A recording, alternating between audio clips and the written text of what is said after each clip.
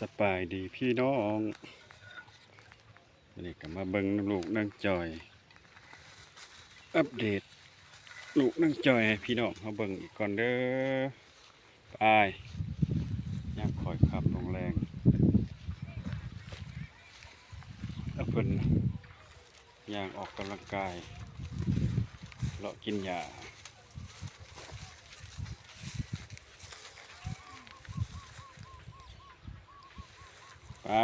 ไปเมื่อนอนทำแล้ว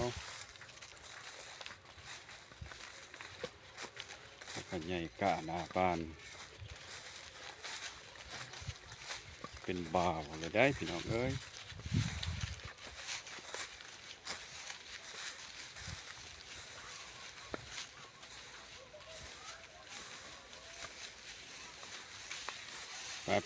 ไป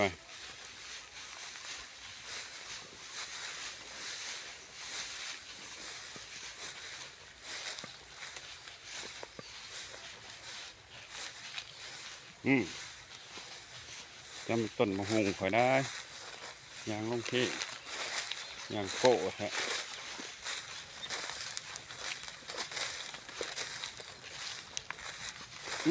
ตูยังบ่ได้ไข่เด้อ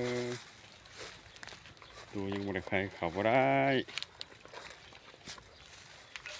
อยู่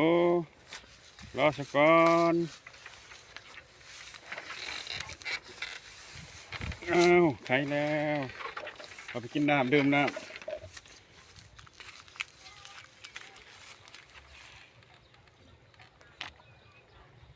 ดูดน้ำจอด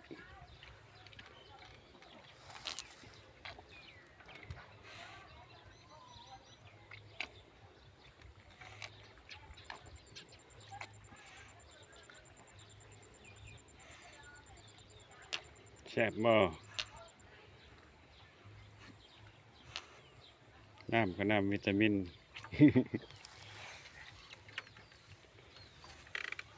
กินน้ำแล้วก็นอนยังแต่บ่ได้เปิดเพลงให้ฟังนั่นแหล้วโอ้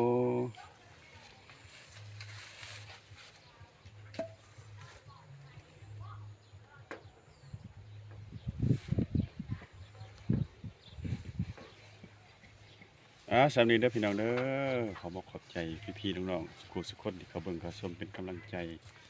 พามาเบิ่งพามาอัปเดตลูกนางจอยใหญ่เป็นบ่าวละบ่าวแล้วเอ้ยอย่าชนข่อยได้